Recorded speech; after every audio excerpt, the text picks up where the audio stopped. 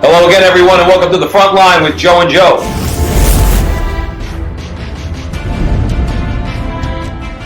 Joe Pasillo, joined as always by Joe Resinello.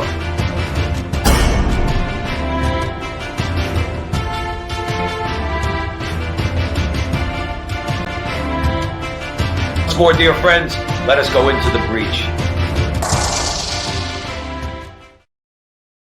Everyone, and welcome to the front line with Joe and Joe. Joe Pasillo, joined as always by Joe Resinello. Once more, dear friends, let us go into the breach.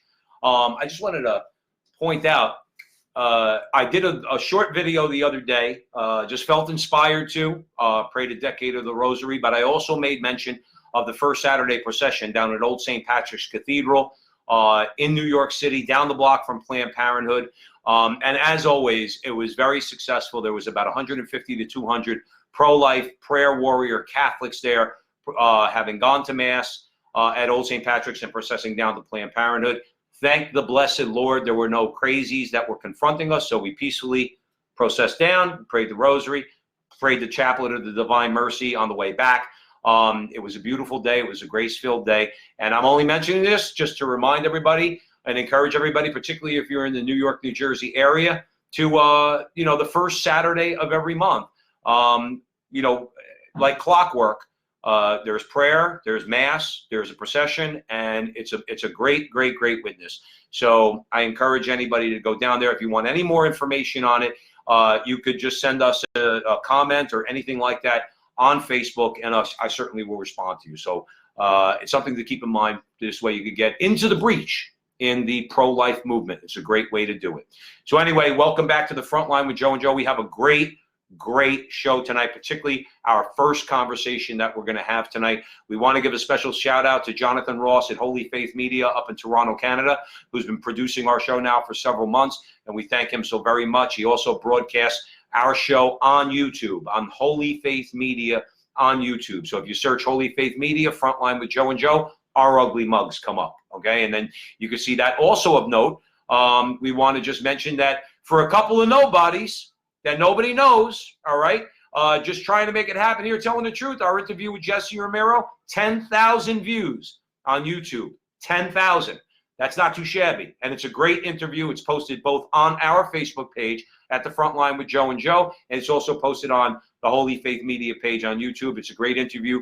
If you want to see a great conversation with Jesse Romero, we highly recommend that one. So having said all that, it's time to take the gloves off, all right, and go into the breach. And I'm going to ask Joe Resinello where we're going first. We're going to Notre Dame. Ooh. And we're not talking football, people. We're going to Notre Dame. Attorney General Bill Barr recently spoke at Notre Dame, and the leftists went berserk. I'd like to touch on a couple of the themes that he talked about. I'm going to quote directly from his mouth, and then I think it'll spark a really good discussion, give you an idea as far as how that speech went. Frankly, I don't know why the folks on the left went berserk, because basically he was talking, if you ask me, straight from the founding fathers' mouths, but you decide for yourself. This is a few of the ideas that he basically said to Notre Dame. The framers placed their trust in the self-discipline and virtue of the American people and relied on religion to provide those virtues. It does so by helping to teach, train, and habituate people to want what is good. He goes on. There is a growing effort to replace the Judeo-Christian moral system with secularism and the doctrine of moral relativism. Traditional religious views are not decaying, he said, but rather are the target of organized destruction. And lastly, this is one more idea I'd like to put out there, and then Joe and I will have our discussion. He argued that secularists have attacked religion and those who hold religious beliefs with social, educational, and professional ostracism, lawsuits, and social media campaigns. Those who practice their faith publicly are shamed and sued into submission, while those who hold their beliefs privately are encouraged to keep their beliefs quiet under the threats of public censure or ridicule. The left went Nuts. Because he's blowing a big gaping hole in their strategy. You see why it's so important that Joe and I always talk about telling the truth? Stop. See what Bill Barr did. I don't know if he knows this or not. He took some advice from the front line with Joe and Joe. Maybe he's watching. Maybe he's watching. He should be. He should be. Now, he's a really smart guy. This is what we mean by just opening your mouth. I was thinking about this. If you want to measure just how truthful you're being, say something very truthful in public. And the more the left gets shrill and screeching over it, that's how you know you've touched the nerve.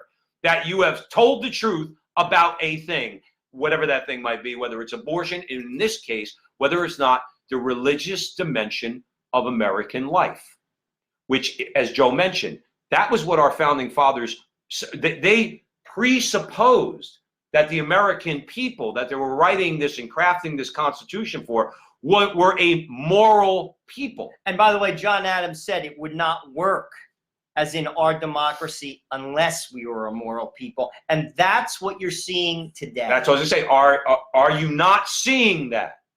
When you see the government and the branches of government and the separation of powers, when you see it being all ripped apart by the left, why is it? Because they don't have any morality. Morality sets boundaries. Morality says, that's a bad word, I know it's a bad word. Morality sets boundaries.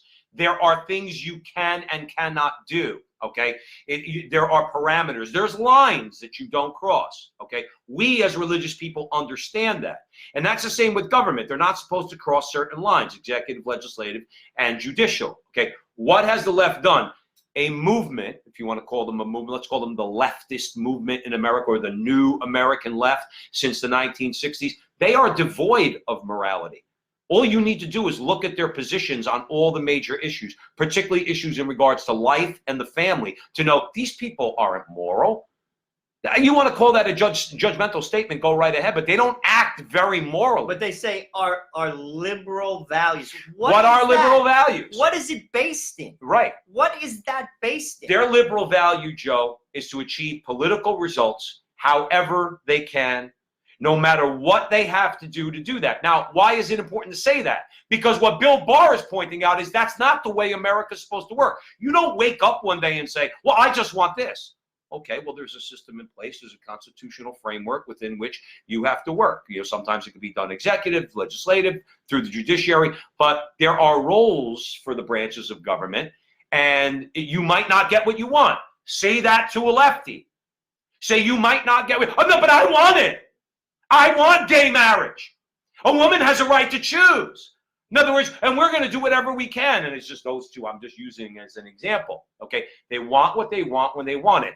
That's a system for children, but that's not a system that America is supposed to be for rational, moral adults. And look at the fruit of all of those ideas. Look at the cities that have embraced the liberal platform. Look at the states that have embraced the liberal platform. Again, people say, I say this to people all the time, you will tell a tree by the fruit it bears. Look at California. Look at Illinois. Look at New Jersey. Look at Massachusetts. Look at New York. They are bankrupt. They're bankrupt. Their ideas are bad. Look at the cities. Look at Baltimore. Look at St. Louis. Look at Detroit. Look at Newark, New Jersey. They are absolutely a war zone. Right. Under Democratic leadership for decades. Because they don't recognize. No, they don't, like I said, they don't recognize. Well, the one thing they don't recognize is order. Certainly, they have an idea of order.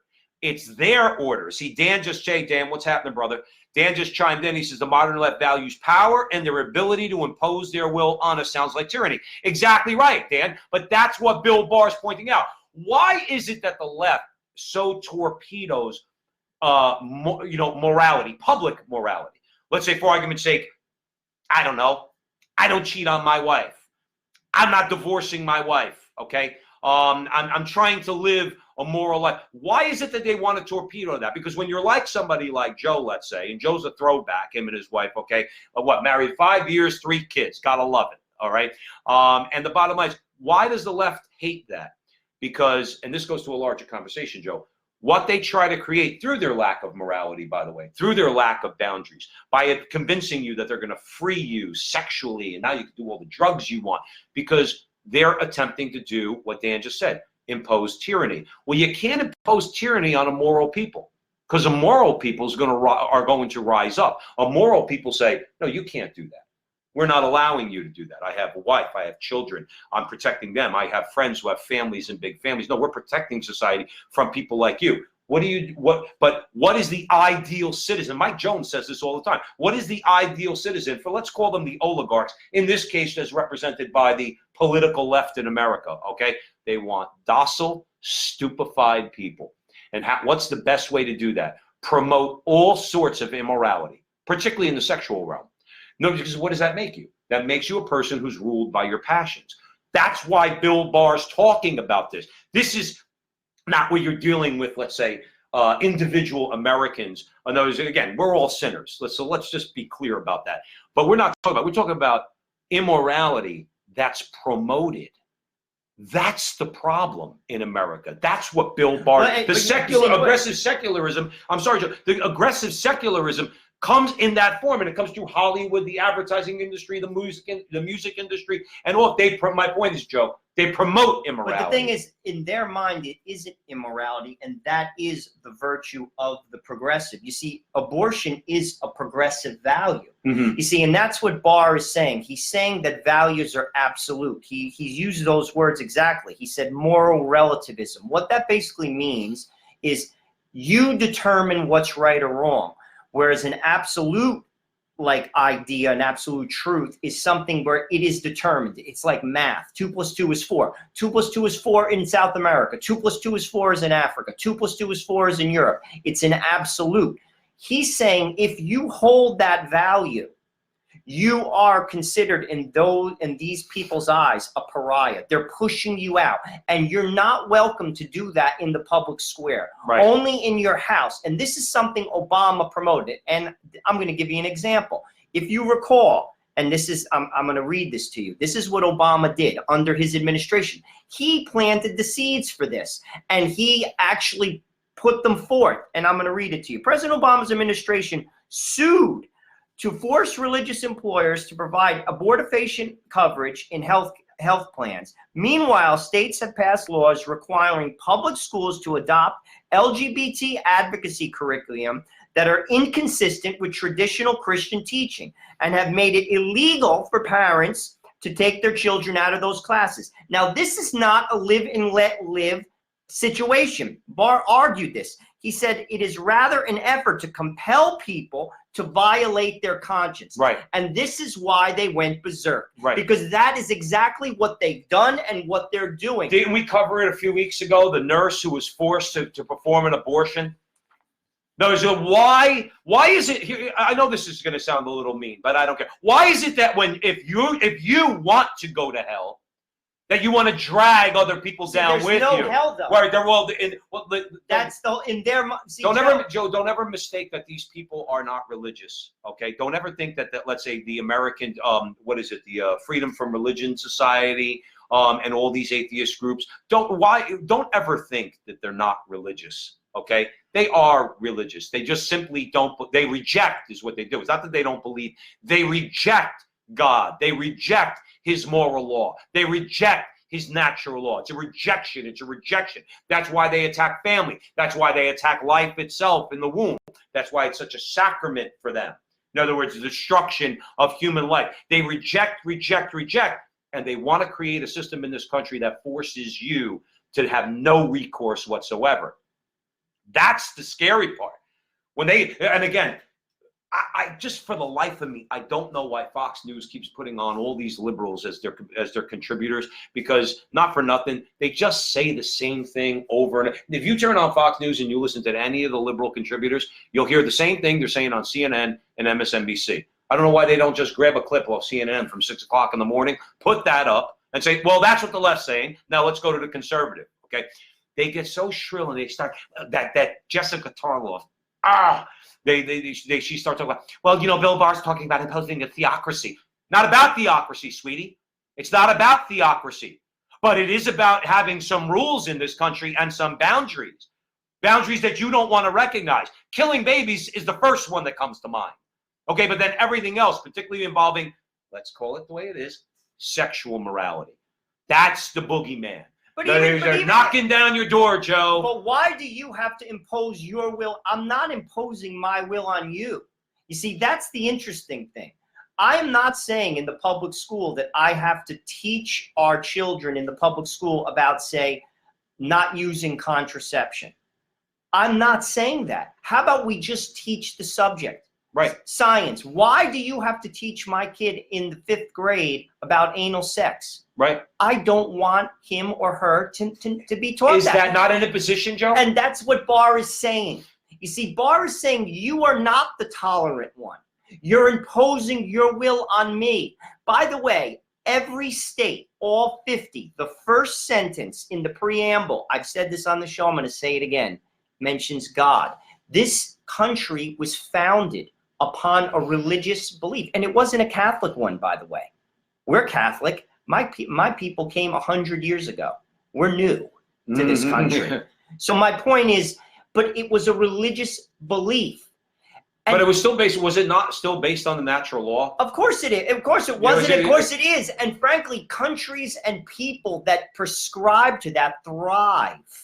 They thrive. And the ones that don't are the ones that go by the wayside. And this is factual. Look at history. Look at empires. I'm telling you.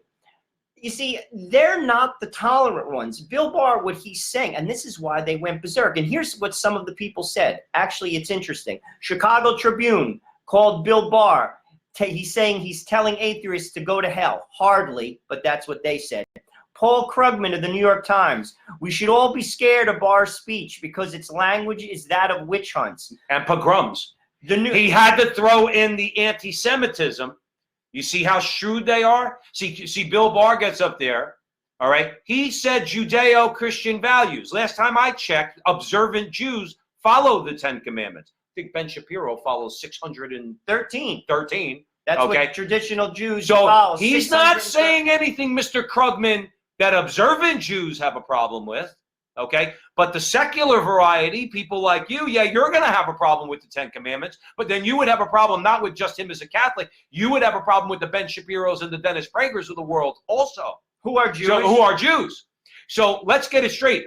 Your problem is with the moral law, Mr. Krugman. It has nothing to do with pogroms. Nobody's going out in the street and burning witches, okay? Nobody's going out in the street attacking Jews, but that's the direction you have to take it because this is a Catholic attorney general speaking at a Catholic university, basically talking about the fact that you think this would be a correct assessment? That we're losing our grip on the natural law in this country. We have lost it if you think about abortion and now gay marriage, but we're losing our grip on the moral law, our adherence to the moral law. Like Joe said, it's all moral relativism now. Well, I had this conversation with somebody at work. He didn't know how to say it. He goes, who are you to deny a woman her truth? Her truth is that she can have an abortion. Your truth is that she can't. I said, okay, so fine. Let's play the morally relativistic game that you want to play. I didn't think I was being so brilliant or anything, but I just very simply turned around and said, okay, her truth leads to the death of her child.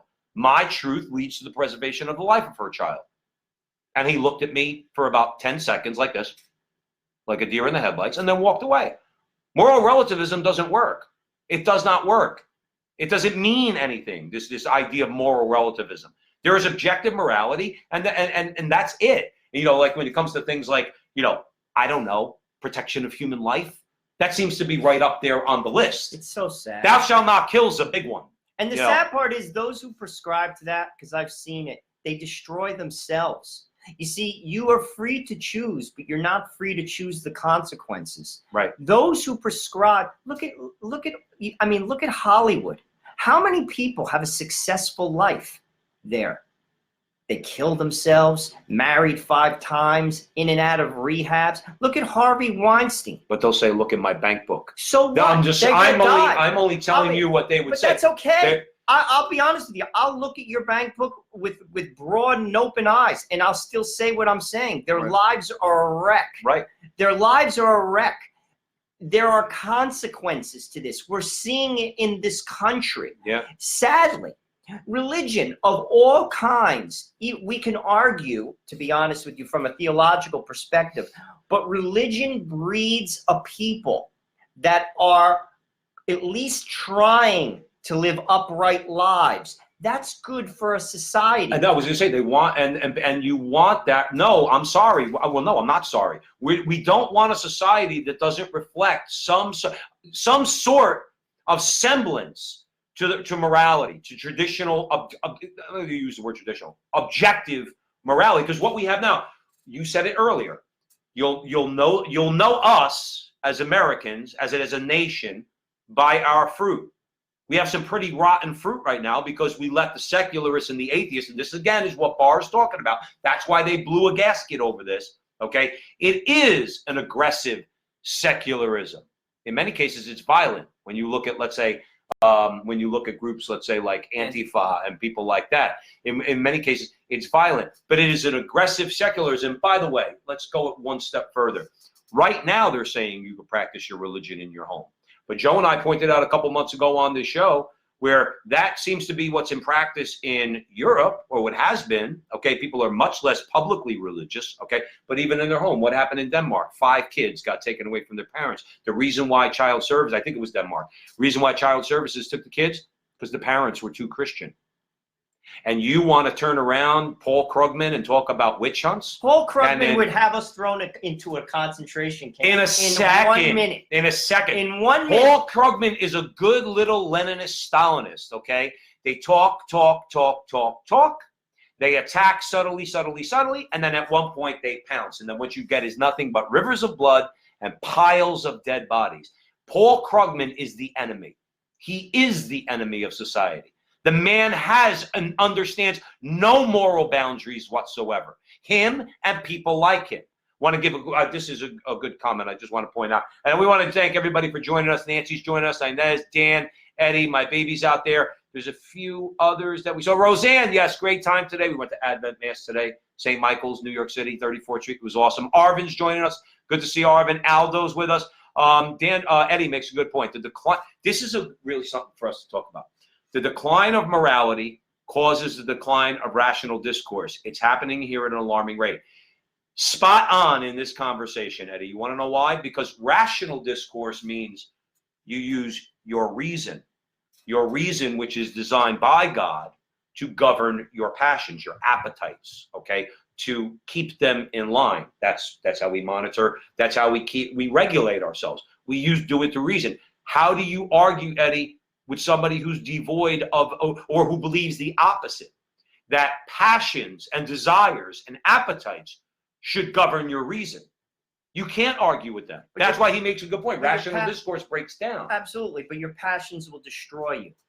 But they will destroy you. But if you follow every one of your passions, you'll end up in the gutter or dead. You will be dead. Or both. And that's and this is the thing that's, like I said, you will know them by their fruits. Look at the places that basically prescribe, and the people, frankly, that prescribe to this. Many of them don't live fruitful lives. Right. By the way, I heard something this week that I thought was rather interesting. The suicide rate in America is at an alarming rate. Do you know that if you go to church, you're 5 times, it didn't even say what church, a church, you're 5 times less likely to commit suicide? Yeah. Why is that? Because you have hope. People who have hope don't kill themselves. Right. You see, God gives you direction. Everything that Barr said is American. He's defending the First Amendment, the first part of the First Amendment, which is what? Right, Freedom the free expression of religion. He is an American, yet these are the people who are attacking him. I will say something I think that's very bold and very blunt. You're not good Americans. If you don't prescribe, you're free not to. But if you do not, you are not embracing the American ideal. And they don't have the right through their power brokers in the education establishment, in the academia, in Hollywood area, but you don't have the right to impose your secularism on us. Joe made a good point. You understand that one of the main battlegrounds here is the public school system, academia in general, but the public school system, where they look to instill all their liberal values on our kids, okay? That's where the fight has to be. Schools should be neutral. Like Joe said, you teach the subjects. You leave your social engineering and your psychological warfare at the door. They have no place. You don't want the Catholic faith taught in the public schools? Fine. But you're not going to teach secularism in the public schools either. We are going to have something to say about what our children are taught in the public schools. And of course, that's what they don't. That's when they get shrill. You want to impose the opposite. No, I want to learn. I want my kid to learn that 8 times 8 is 64, and not that Heather has 2 mommies and Johnny has 2 daddies, or that anal sex is just fine.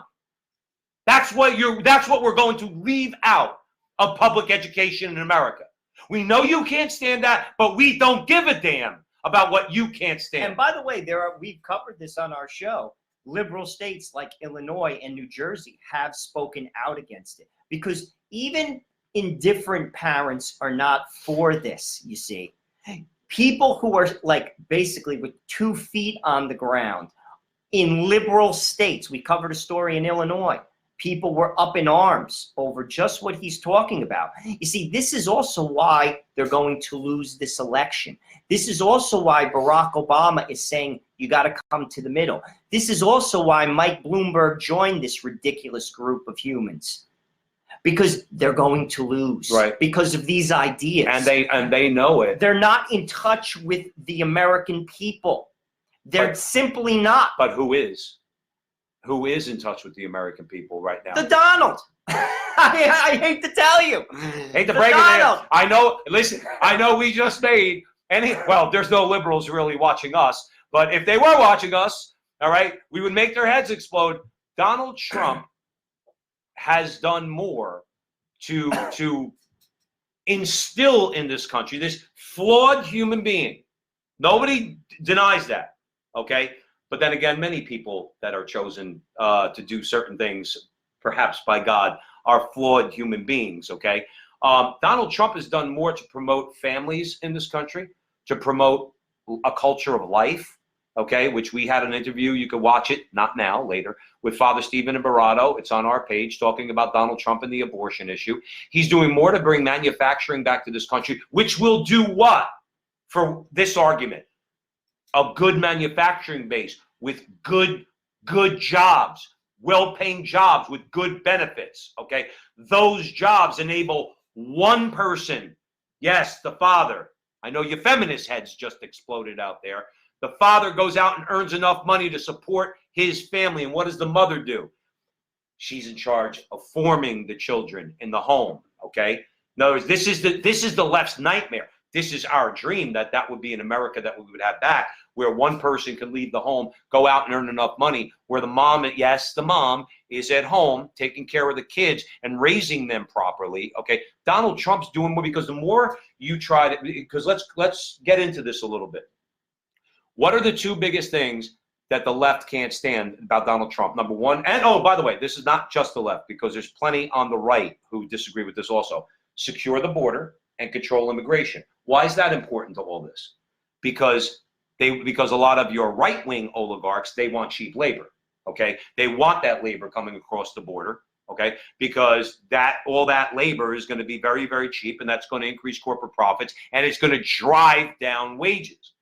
So they have to promote that by hook or by crook, and they also promote sexual liberation, because that's just, as you mentioned a million times on the show, that destroys families, whether it's contraception, pornography, whatever the case might be. That destroys families. The stronger the family is in America, and Donald Trump, is my point in bringing this up, gets it, okay? The stronger the family is, which does require good wages and good benefits, okay, and stable employment, okay, the more of a problem the American people become for the left. If you think that was just a rant, okay, with no evidence, we said it last week on this show, Donald Trump beats every Democrat in Wisconsin right Now, but also tying it into what Barr was saying, promoting religious values. This is also statistically proven, and it's not a dogma. Families that pray together stay together. Religion binds a family. If you take your religion seriously, and I'm talking about Jews, and I'm talking about Christians, and I'm even talking about Muslims, if you take your religion seriously, you stay with your wife. You see, this is a binding force in the fabric of America. It's a binding force. You see, when you take God out of the public square, when you take the moral fabric out of the public square, which is rooted in religion, the family also disintegrates. Yeah. It's factual. It is factual. I teach this. I've been teaching this for a while in the Catholic Church when people get married. Right now it's 50%. This is statistics. The divorce rate is about 55%. If you go to church in the Catholic, amongst Catholics, you mean, or in general? The country. Okay, 55%. If you go, not even the Catholic Church, a church on Sunday, that's cut in half immediately. Now you're dealing with 25%. Those people, only 25% of them get divorced. I'm going to tell you another statistic, 2 more. If you pray with your wife outside of church, like i.e. the rosary together, 1% of those people get divorced. If you practice natural family planning, these are not dogmatic statistics, 3% of those people get divorced. Right. You see, if you were going to go, and this is how when I teach it, what I tell the people, if you were going to go into a business and you say, me and Joe go into a business and we drop $100,000 each on the table, okay? It's a big investment. You want to succeed, right? If I presented you with a plan whereby 97% probability that you're going to succeed and you dropped $100,000 on the table, wouldn't you do it? Right. Doesn't it make sense? Why would you go with the 45% probability of success? Because it requires the thing that Joe and I talk about all the time on this show that we have to get back to in this country: sacrifice. That includes sexual sacrifice. I know nobody wants to hear that. But again, you're putting in not for nothing. When you get married, you're putting more than $100,000 on. Put your life, exactly, and your soul, your children. So you see, this is what I don't understand. Like, what Barr is saying at Notre Dame is good for America. Right. It simply is. And here's my beef. If you don't want that, I'm fine with that. I feel sorry for you. I'll tell you that right now. But I'm fine with that. But and this is what he's saying, but you have no right to impose that on me. Right. You see, that's where you're not the tolerant person. And even, like, listen, God does not force himself. He proposes a way. I'm doing the same thing. I'm proposing a way to you. If you don't want it, I can't force it upon you, nor will I try. But you're forcing your deal on me. Right. And that is not an American idea. Right. But that's what's going on, and that's what he discussed. But I'll tell you what, I think we got another great segment that ties kind of into this, and I want to get into it. Let's give a quick shout out. All right, you're at the front line with Joe and Joe Pasillo, Joe Ressinello. That was a conversation where that brings you way deep into the breach, way into the breach, because that's a big one. That, talking about how all of our problems stem from our rejection of our moral foundation, yes, which is the natural law, which is the moral law, the 10 Commandments. I think plenty of people have heard of them, okay? That's a major problem. So anyway, quick shout out. Dan's joining, Roseanne, Eddie. Roseanne says somebody better check out some Catholic universities who invite Obama. Well, they invited Bill Barr to, Roseanne, even though we'll leave Notre Dame alone just for this segment. But yeah, so thanks everybody for joining. And so where are we going next, Joe? We're going to Pew Research. They came out with some interesting thoughts this week, and I wanted to share them with you. Basically, currently, actually, most Americans think that cohabitation is just fine, but that's not what social science is saying. And this is what the article was about, coming from Pew. And I want to share those statistics with you because that's what I do, and then I want to give you a little bit of reality. 69% of Americans believe it is acceptable for an unmarried couple to live together, even if they don't plan to get married. That's 69% of America right now. 48% of America believe that couples who live together before marriage have a better chance of having a successful marriage. This view is even more prevalent among young adults, 18 to 29. It jumps to 63%. Here's the reality. Couples who cohabitate before marriage are more likely to divorce. And here's why. An article which was written from the Institute of Family Studies stated, contrary to popular belief, cohabitation is not practiced for marriage. Instead, it is practiced for lacking commitment, keeping one's options open, and focusing on short-term rather than long-term ideas. Such studies and such ideas and attitudes are antithetical to a successful marriage and may increase risk of marital failure. You see, I've heard this all the time. Try it out. Live with the person. See if you get along. See, marriage is not a game. Marriage, I've said this on the show, and like I said, I've taught it in the Catholic Church. Marriage is hard. Why do you think half the people fail at it? Marriage is not an easy thing. That's why you need God in your marriage. First thing I'd say to people. But then they'll say, well, why do we need marriage then? Why do you need marriage? Because it's the fabric of society. That's why you raise children. Right. You raise children. Like, here's another stat, actually, brings it into this. Most Americans believe cohabiting couples raise children just as well as married couples. I'm going to throw a few stats at you because that's not true.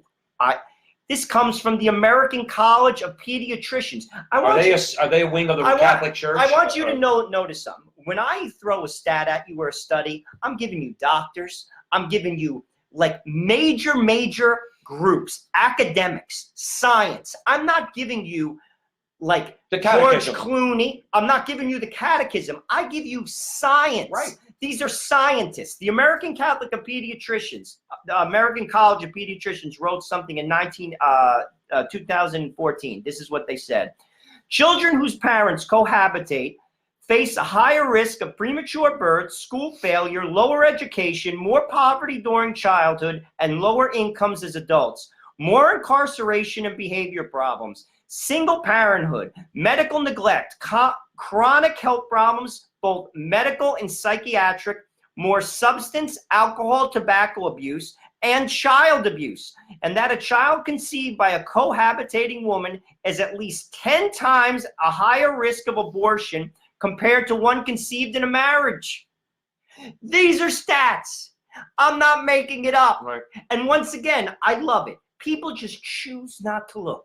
People just choose not to hear. It's like a father when you tell your child, we've all been there when we're 16, but guess what? We're not 16 anymore. Right. We're adults, and we're seeing the bad fruit of these decisions. That's why we do this show, by the way. Well, we also do the show for, you're right, and that is why we do this show, but also to understand that this kind of behavior, which contradicts the natural law.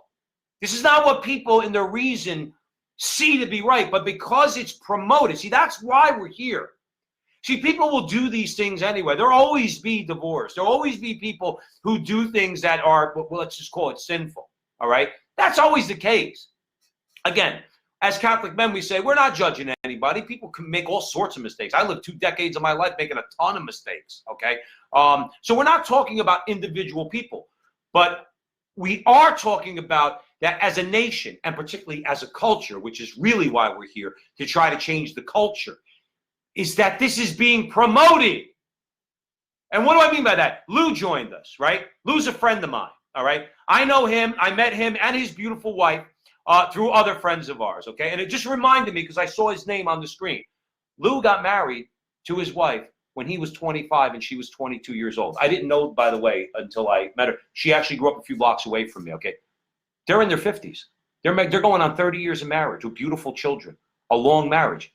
They're counterculture right now because they got married. Joe got married late. I got married late, okay? 25 and 22 years old, okay? They would be laughed at by this culture. Why would you go ahead and do that? You have to live your life. You have to travel the world. You need to contracept so you don't have too many children. That's why I bring it up, okay? But that's what we have to be, and why I bring up Lou, okay? And we could give examples from our own lives and sacrifices that maybe I wouldn't have made 10 years ago. But because of understanding, again, by reason that the way one is living, people recognize that for themselves. So a lot of times you don't need to be told that you're on the wrong path. No, but people live in denial. And well, they live in denial. I'm talking about when you wake up. I'm talking about when, let's say, when some people refuse to, and they just, and this is, I think, Joe, honestly, what you see is they just double down and triple down. What I just read to you are stats. These are facts. These are facts. These aren't opinions. I'm not giving you an opinion. I'm not like sitting here giving you a Catholic rant. I'm telling you that people who cohabitate are more likely to get divorced. Now, anyone who goes into a marriage wants it to succeed. You would think. I mean, do you want to succeed? Just like you went into a business, do you want it to succeed? These are you see, the church is laying out for you as a person a road to success. I'm telling you this. I've been blessed in my life to see the fruit of that in my own family. You see, I'm telling you this. It's a road to success, and the voices out there that are telling you otherwise are not your friends. No, because liars are not your friends. And here's the deal. They lie to you. Don't take my word for it. Look around. Right. You could say, and I know you're probably saying it, there's plenty of Catholics who get divorced. There's plenty of Catholics that cheat on their wife. There's plenty of Catholics that do this. There's plenty. You're right. Right. But look at the Catholics, okay, who are doing what I'm saying, who are not contracepting, who are praying the rosary every day, who are going to daily mass, are they perfect people? No. But they're devoted to each other. That's right. They're devoted to their children. They're not using their money in selfish ways. Right. Look around. Right. You see, the good tree bears good fruit. The bad tree bears bad fruit, and this is what we're seeing. Well, and everyone's buying into it. Well, because what you see is, remember something, when somebody, it's unfortunately with our fallen nature, it's a natural tendency to be somewhat envious or jealous of someone who has something, let's just use the word, better than you, whether they have more money or whatever the case is. What you find with people that, let's say, promote this type of culture is when they see successful families. Like nowadays, if a mother and father had 8 kids, you're crazy. You're crazy. The person's crazy. You'll be mocked and everything else. Why? Because the people that are attacking them are jealous of them. Because you know what? You could have 8 kids. I told you this before. I said it to our audience before. My best friend asked me a few months ago. He goes, "How are our grandparents able to come over here, dirt poor from southern Italy? In other words, have 7, 8, 9 kids, and how did they make it? Because they understood in their heart and in their soul and in their reason what Joe just laid out for you. They didn't need statistics. They didn't need a study from Johns Hopkins or the American College of Pediatrics. It's what you know by natural reason. I am in a committed relationship. I have children. That requires a sacrifice as a man on my part to take care of my wife and my kids. And I'm going to go out there and I'm going to go to work. And you know what I'm going to do? I'm not going to commit behavior that's going to put my wife and my kids in jeopardy in any way whatsoever. That's something that's known, again, by natural reason. And that's why it has to be attacked. And if you do that nowadays, my final point was, if you do that nowadays, those who are anti-family, certainly anti-God, anti-Christianity, anti-moral law, natural law, they don't want that for you either. And our job is to shut them down. You know, it's funny. To some degree, I think there is a level when you see someone who's succeeding, say, in a family situation, to be jealous if you're not succeeding. Couple points. One, that doesn't just happen overnight. Just like an athlete works at something, having a good family requires work. However, Joe, where I would disagree is this. They're not jealous because people are selfish. This is the selfie generation. You see, all those things require selflessness, and this is something else that's taught in the Catholic Church and something I teach in pre-Cana when people get married. The greatest killer of marriage, I'm going to tell you this right now, is selfishness. You see, you want to get divorced? Be a selfish person, man or woman. You'll get divorced. Love is selfless. Mm-hmm. It gives, it doesn't take. Our society breeds selfishness, and that's what's also this cohabitating deal. No strings attached. I could walk away in a minute. How does that create? Let me ask you a question. I'm asking everybody a question. I can only imagine, okay, if I had said to my wife, okay, now assuming, let's say I met her and we were in our 20s, whatever, we're going to live together for a while because I want to test you out. Or she said that to me. Are you not laying a foundation of distrust right off the bat? I don't know whether I want you, so let's just live together. I'm not ready to commit to you. Doesn't that show, am I wrong in that? Doesn't that show a level of distrust? In other words, I don't know if I trust whether or not I love this. And what is that person like? Now, eventually, let's say for argument's sake, you cohabitate and a year later you get married. That's still going to be there. He wouldn't marry me. He wouldn't commit to me right off the bat, or the husband will say. And that's the foundation of your, you see, this is, again, it's getting back to basics.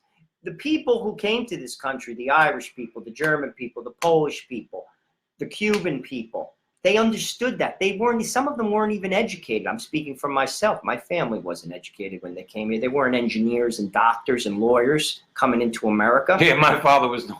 So the point is, they came here with nothing. The point is, but they knew that, and they succeeded. They raised families. They retained wealth. They owned homes. The greatest driver of poverty in America, one of the greatest factors, is divorce. Yeah. It's not race. Don't let them drive that into your head. By the way, black families that stay together have actually a higher rate of being more successful than white families. That's statistics. Well, before the leftist assault on the black family and the destruction or the attempted, I think somebody would say, a lot of people might say it was successful, the destruction of the black family in America in the 1950s and particularly in the 1960s. Okay, before then, black families in America, Pat Buchanan says they were the most churched people in America. The most churched, which means strong families, bonds, ties that bind, mothers and fathers. So now I know that's not controversial because Obama himself said it about fatherlessness and critical of, let's say, fatherlessness in the African American community. Okay, there's a perfect example of what happens. Go look at your inner cities where it's predominantly African American. No fathers, fatherlessness, kids on the street, joining gangs, drugs, all of it. Okay, and that's a result. And why do they stay in the inner city? My family came from the inner city, Newark, one of the most violent cities in America. My father went to public school in Newark and played basketball in Newark and was good. Just so you know, in Newark. But the point is, they got out. Why? Because of the family. What keeps you together? What keeps you together? God. You see, this is the difference. The European that came here, God was the undercurrent of their life. Right. They were one generation in the ghetto. They were out. The Jews, same deal. They came to the Lower East Side of Manhattan. They came into the ghettos. One generation. They were out. They all moved to Livingston. What? There you go. One generation. Why? God. Because it binds the marriage. God is the key. Right. And that's what Barr was saying at Notre Dame. A society needs God. We all need God. Why? Because what Joe said, we're all flawed. Yep. You see, this is what's being rejected. And by the way, don't listen to me. Look at the fruit of the society. Right. It's falling apart. It's falling apart. And in those circles where God is present, it's not. But isn't that what's under attack? Isn't that what's under attack? You just mentioned those circles that value God. Okay, let's say if you join. Listen, we said it, covered it a few weeks ago. Okay, just so everybody knows, we're not picking on Jews because the Hasidic Jews down in Lakewood, New Jersey, on matters of life and the family, happen to agree with a couple of Catholics from North Jersey. We have more in common with them than a pagan. And they were vandalized by the LGBT left because they protested. No, they protested against the what was it? The drag queen story hour in the libraries and the LGBT agenda. Okay, they were vandalized in their community. By the way, I didn't hear Paul Krugman talking about pogroms when it came to these Orthodox Jews with their big tires families got getting their tires slashed. slashed and being threatened by the homosexual mafia in this country and the LGBT anger mob, okay, in this country. I didn't see Paul Krugman talking about pogroms against those people. Guess didn't fit into your narrative, did it, Mr. Krugman? All right, but I guess That was a good conversation. Well, I know it's very controversial, but again, I'm not speaking from a dogmatic perspective, nor as while I am Catholic and it's coming through the lens of a Catholic man, it's still a statistical study. I'm giving you stats which are in many cases coming from scientists. Right. So think about it. Think about and it. look around you. I say this to people all the time. Is it working? Is it working? How's that sexual liberation of the 1960s working out for you? In your own neighborhood. Right. Are people happy? Is it working? I'm just going to leave you there. Let's give a quick shout out. Well, we're at the front line with Joe and Joe. Joe Pasillo, Joe Resinello, 8 o'clock, Sunday nights on Facebook Live. Quick shout out to Sandra. Sandra joining from, she says, hello from Arizona. Hello from North Jersey, Sandra. There you go. Anyway, where are we headed? We're going to the federal government. This is some good news, Joseph. Coming out of the federal government. Some good news. The food stamp program was revamped this week. I learned something. Do you know that the Department of Agriculture runs? I did not know that. They run. I think I heard something like that. It's also called the SNAP program, SNAP, food stamps. Okay, it got revamped. I'm going to tell you what happened in case you didn't follow it in the news. This was covered a little bit, but it was covered from a different twist. We're going to fill in the blanks because that's what we do.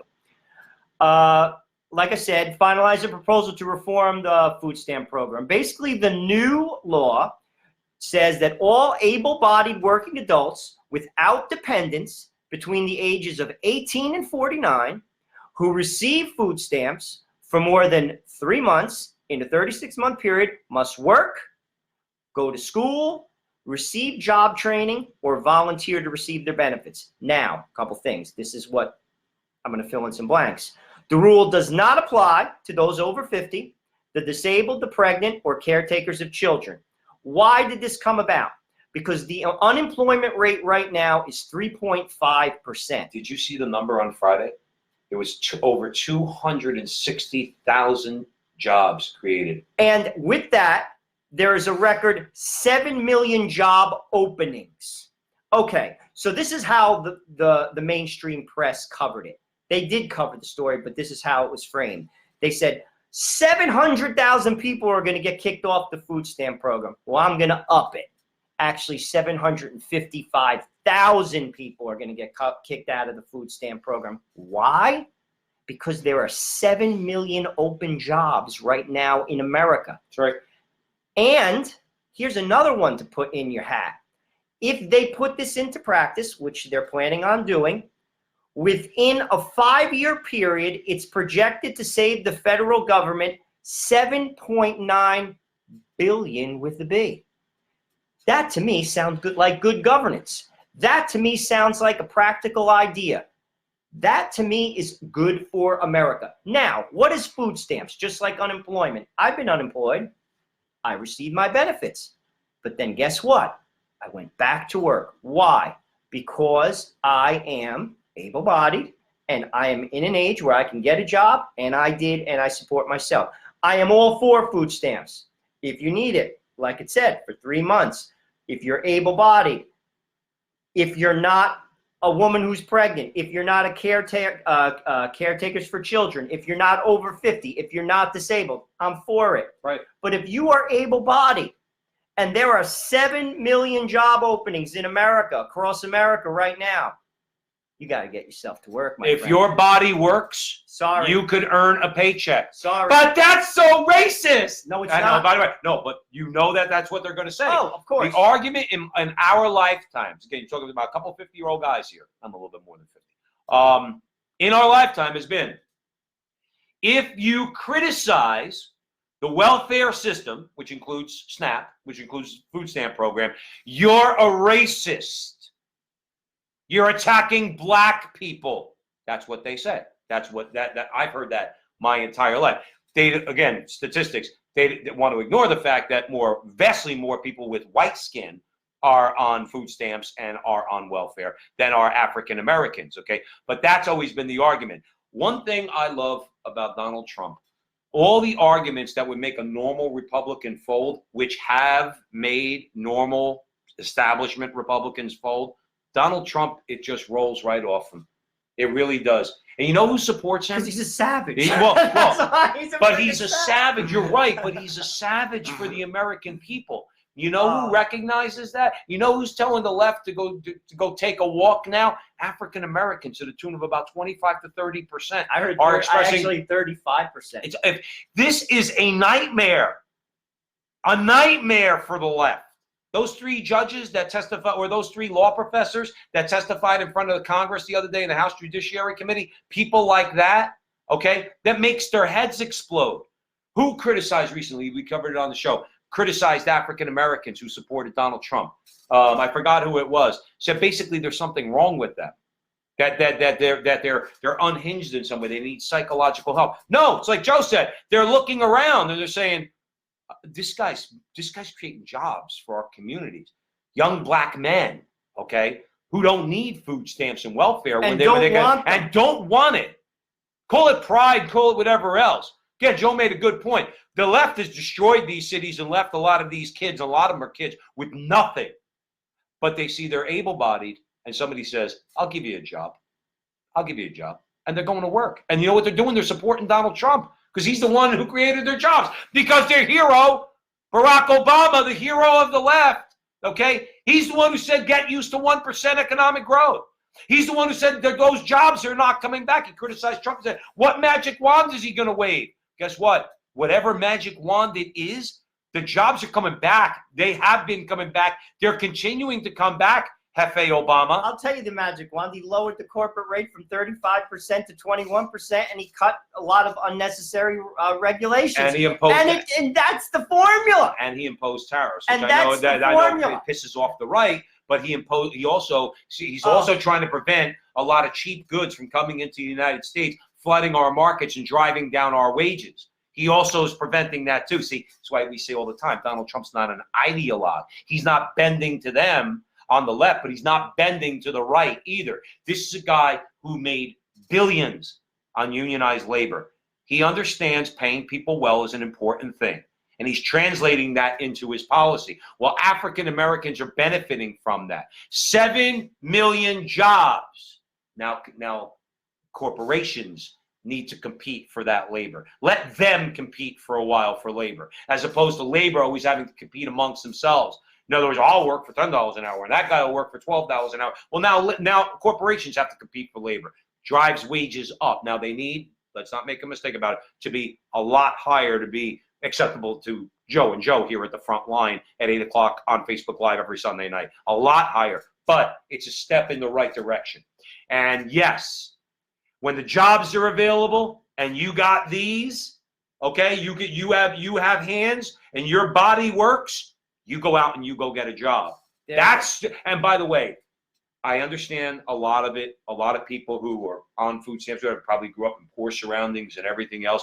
And this is something that they've seen, again, not just African Americans, a lot of white people too, in very poor and rural parts of this country. Once you have a job and somebody hands you a paycheck, don't think in your mind, again, just by your own natural reason, that person doesn't look at that paycheck and say, that's mine. I worked for that. And that their perspective changes, as opposed to getting a check from a government official that says, here you go. And you're looking and saying, well, that's, when you get a paycheck that you worked, that's your property. That's why you enjoy the weekend. That's right. And then guess what? It instills a culture of work in this country. Right? And that's good for America. That's good for America? Sorry. It's good for America. It's good for America with an M, not an A. Bad for and it's bad for the socialist left. So Leone's joining us. Tom's joining us. Democrats love governmental slavery. Tom could not have said it more perfectly. It's exactly what it is. We're going to have this conversation on another show. We're going to talk about enslavement in a variety of ways in America. But you're absolutely right. Governmental slavery. I tell you I'm going to give you everything. What you have to give to me is more power. And then that person who receives that check has now become a slave. Spot on. Tom, thanks for joining. We're going to go to Hollywood, sadly, Joe. So Rob Reiner's back on our show. This guy blew the vein out of my head. This dude, Rob Reiner, meathead from All in the Family, he's completely unhinged. He is triggered by Donald Trump. Follow him, along with the Iron Sheik, by the way. I do follow him on. He'll make you laugh. Just throwing a little. The Iron Sheik? Awesome. Follow him on Twitter. All right. Says crazy things. Great. I didn't know he was still around. Oh, the Sheik rules. But follow Rob Reiner. I do, because he's completely unhinged and he says crazy things. Trump has triggered the man, and I want to share with you his recent little tweet. He basically says every elected Republican knows that his president is guilty of countless impeachable offenses, but they, along with many white evangelicals and white supremacists, have made a pact with Putin. Rob Reiner said, but unlike a pact with the devil, this one can be unsigned. So basically, Mr. Reiner, you have just bucketed white evangelicals with white supremacists. We're all in the same bucket. This is my advice to all you people who are Christian, who believe in God, and are absolutely and utterly offended by his comment bucketing us with white supremacists. Boycott everything he does. And Hollywood in general. Everything. And I'm going to make you a bet. Mr. Reiner, who loves his comfortable life, will change his tune quicker than you could blink an eye. This is what we need to do. When people like this say things like that and insult you, and that's just what he's doing, follow him on Twitter and see what he says, along with the Iron Sheik. Who doesn't insult you? He makes you laugh. He's good. This man needs to be boycotted. Every movie, everything he does, he'll change his tune. That is the lesson here, and this is what we need to do more of. That's what they do. They put out some boycott when in Georgia for the heartbeat bill regarding abortion. Right. This is what we do to Mr. Reiner. They did it to Michael Jones points out how they did it to Indiana back in 2015. Indiana was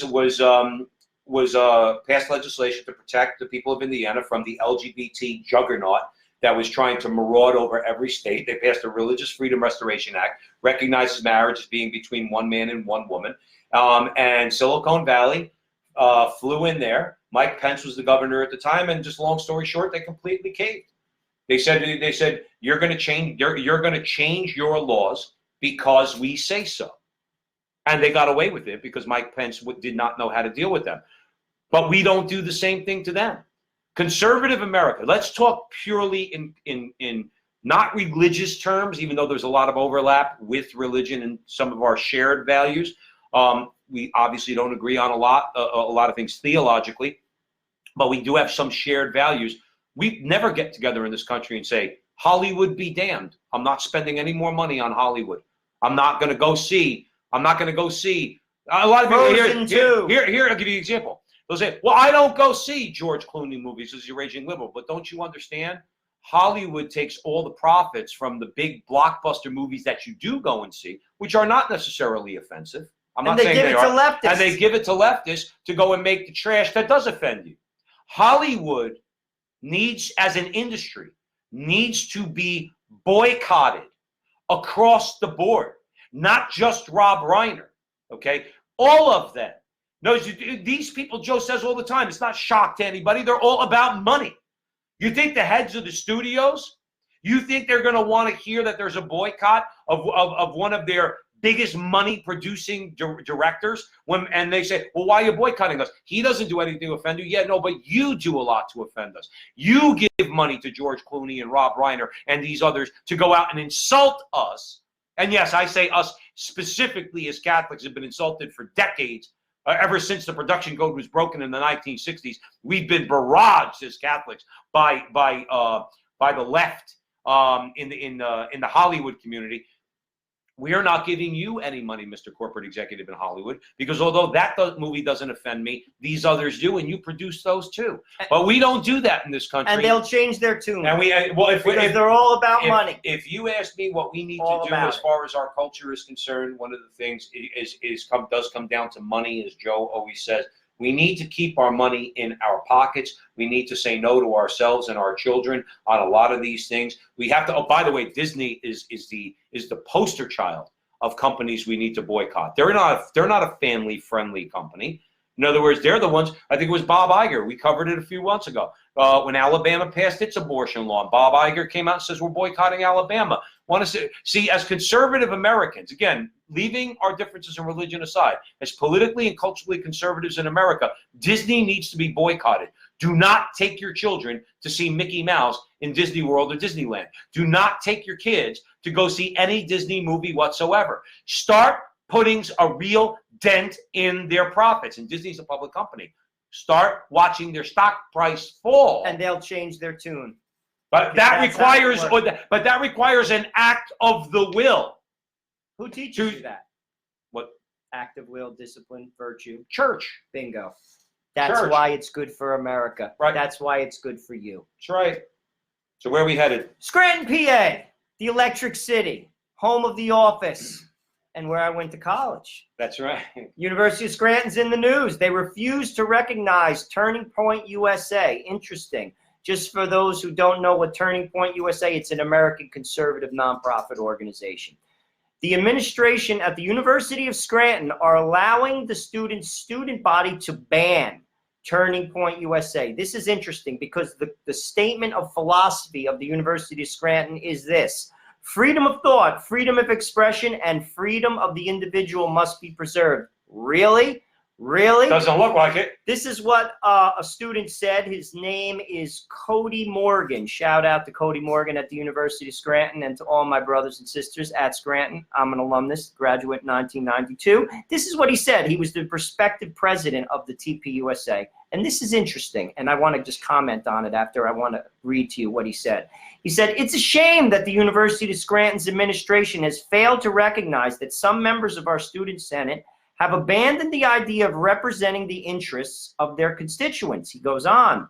"Instead, they use the power of their office to push their individual political agendas and ideologies, which," this is the important part, "are in no way reflective of the majority of the student body, to suppress the voices and ideas of students who share opposing viewpoints." Isn't that exactly what the deep state is doing to America? Isn't that exactly why Donald Trump was elected?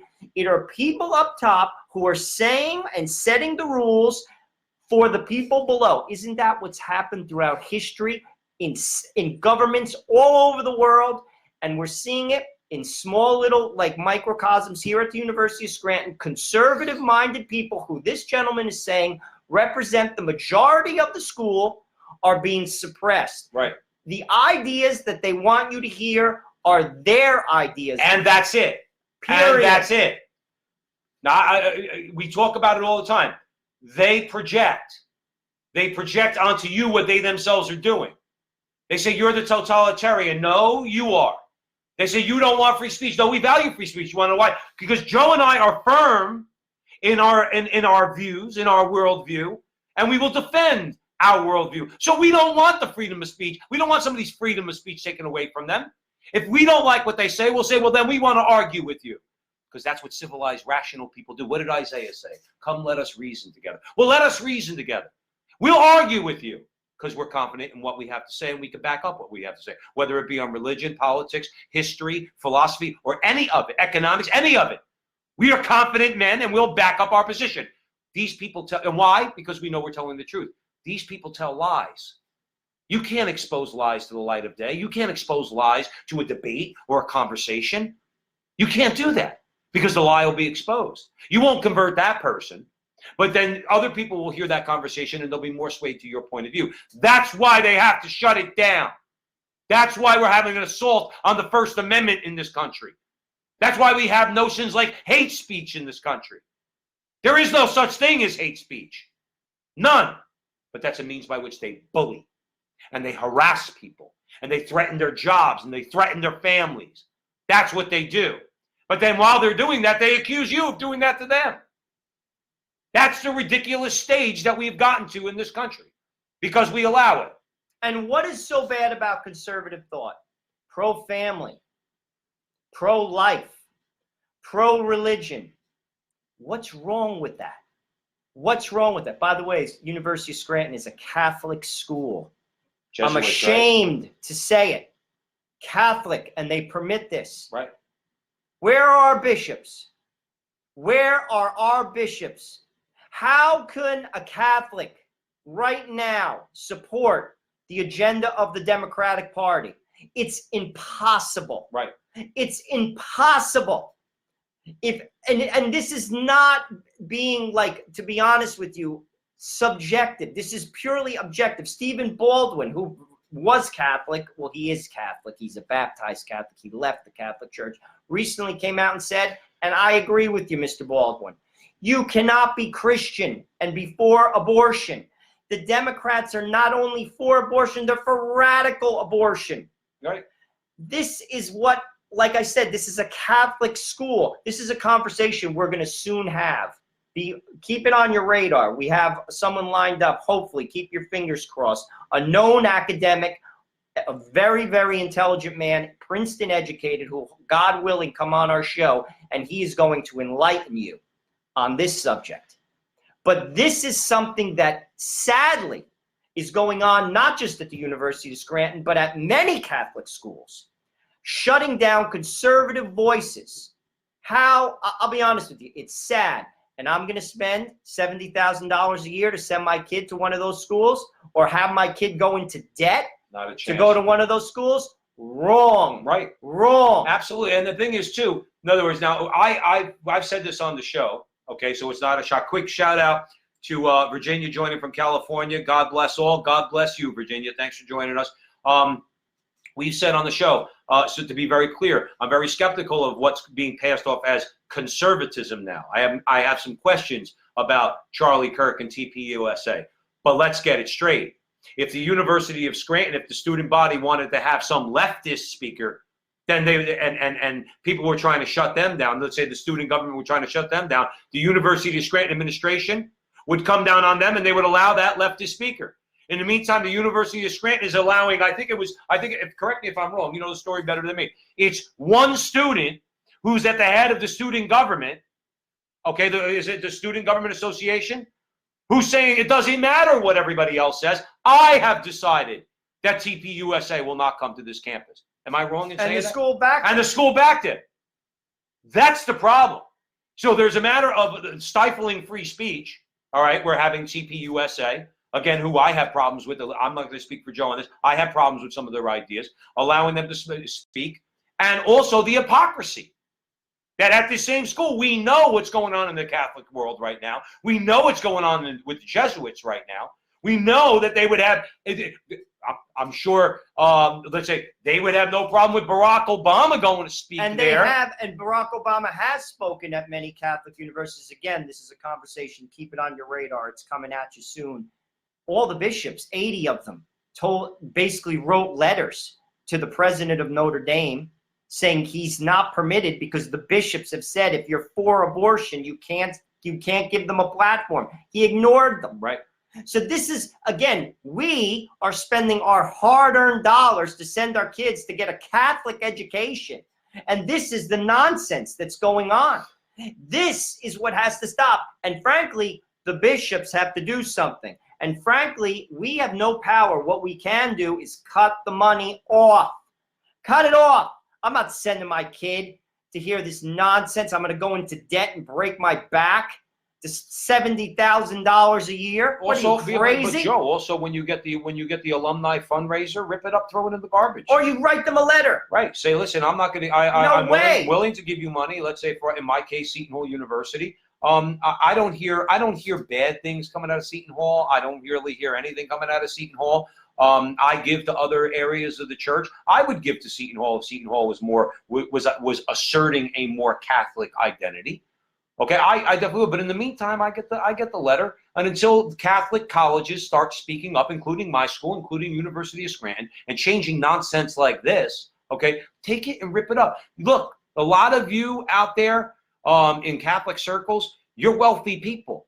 You give to your colleges. Stop giving to them. Unless they're teaching authentic Catholic teaching, which they're not. Joe, let's be clear. There are very few Franciscan and a few others in America. The Newman list. It's a list out there. You can Google it. Authentically Catholic schools who teach authentically Catholic, and this is not authentic according to me. This is authentic according to the Catechism of the Catholic Church, and there's actually an approved list that you can look at. So if you have a lot of money and you're Catholic and you want to promote Catholic education, go get the Newman list and give to those schools. But here's the deal. Most people, being Catholic is second. They want their kids to be achievers first. Well, by the way, your kid is going to have to stand before God before he stands before the bar and passes his law, gets his law license. Odds on, you should go in that direction. Get your kids to church in plain English. Everyone's taking their kid to Little League. You got a 0.03%, 0.003% he's going to play in the major leagues. Get his ass to church. Pardon my French. Last story of the day. We're going to go to New York, back to New York. Westchester High School canceled Tarzan, Disney's Tarzan, a play, because two parents complained. They said it's implicit of racism and imperialism. Why do I bring this up? An administration. I actually was curious why we were covering this. So I want to see where this conversation. I am clueless on this conversation until Joe enlightens me. Two adults, two parents complained that Tarzan is racist and imperialist. Yet, parents have complained that their 5-year-olds are hearing about anal sex in the public school. Swaths of them. No problem. Parents have complained about basic bathroom issues where 18-year-old seniors in high school are changing in front of 14-year-old freshman girls. No problem. Parents have complained up and down about kindergartners sitting on the laps of drag queens. Zero. But they have a problem with Tarzan. Just two sets of parents. And that's why I bring this up. The hypocrisy. The twisted public school system. We fund it with our own money. And we permit it. It's disgraceful. I saw this on the platform of Hoboken, and I said to myself, I giggled. Tarzan offends you, yet you're not offended that your 5-year-old is sitting on the lap of a man dressed up as a woman. Doesn't bother you at all. That doesn't bother you. It bothers me. And by the way, I don't have a problem with Tarzan. Frankly, I don't think it's so bad. Is it so bad? This is where we're at. Because anything that smacks in their mind of colonialism, right, which is really a conversation that would take us along. I mean, that's colonialism. In other words, is always seen as that's that bygone era that we need to do away with. Quick shout out, Virginia from California said, I'm voting Republican this coming election for the first time. Thanks for speaking the truth. Thank you, Virginia, for listening to us. Okay. And I'm going to be, you may be new to the show, but we're going to say it flat out. Joe and I vote Republican because it seems like that's where we'll find more common ground, okay? We're primarily voting for Donald Trump. In other words, and any good Republican that we can, but we identify mostly as conservative Americans because the Republican Party, unfortunately, has abandoned us so many times. Even Catholics like Paul Ryan and John Boehner, who let us down so many times. People like, what's his name from Ohio? John Kasich, okay? So we have voted for Republican Virginia. In this election, in New Jersey, it's hard to find a really good Republican, but we are voting specifically for Donald Trump. And if you're giving us any credit, Virginia, for you voting, let's say, for Donald Trump in this upcoming election, we're very humbled by that, and we thank you. Let's talk about colonialism for a second. I want to ask these people a question. I want to ask feminists a question, all right? Leftist feminists who have a problem with colonialism, because that's why they have a problem with Tarzan, because it smacks of colonialism, okay?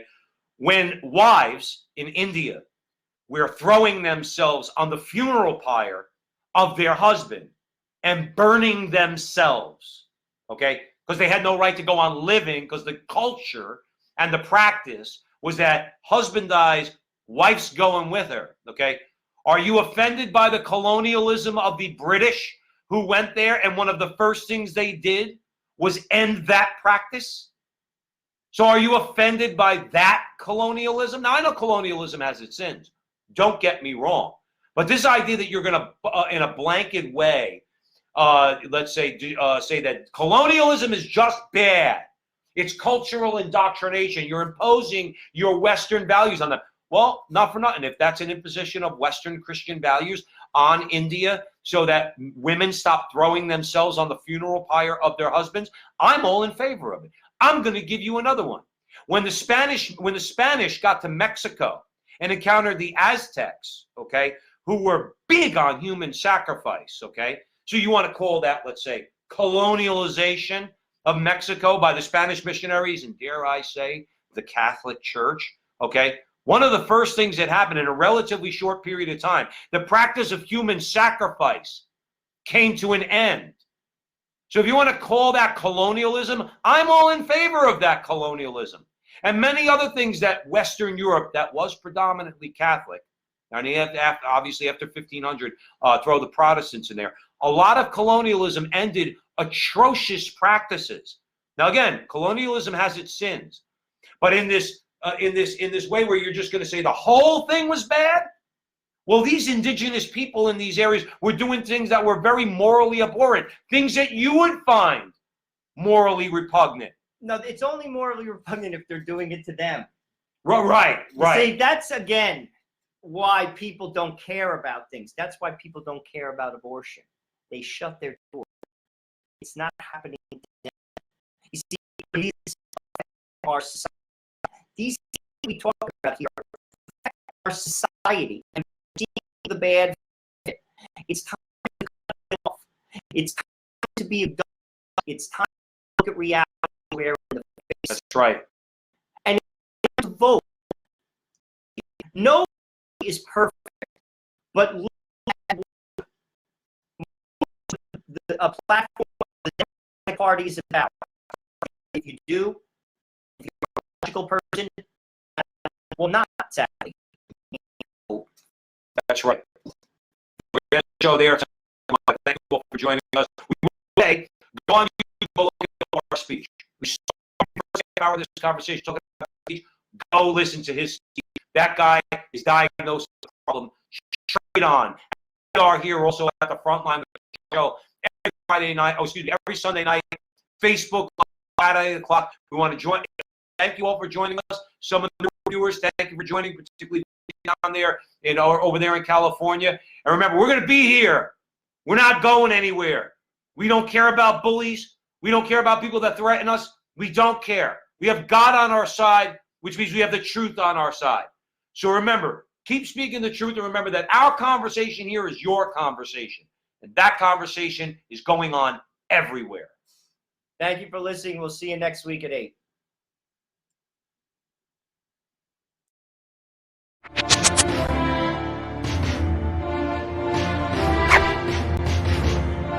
Hello again, everyone, and welcome to the Front Line with Joe and Joe.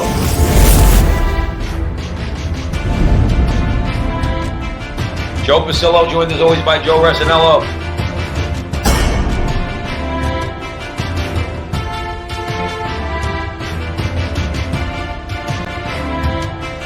Once more, dear friends, let us go into the breach.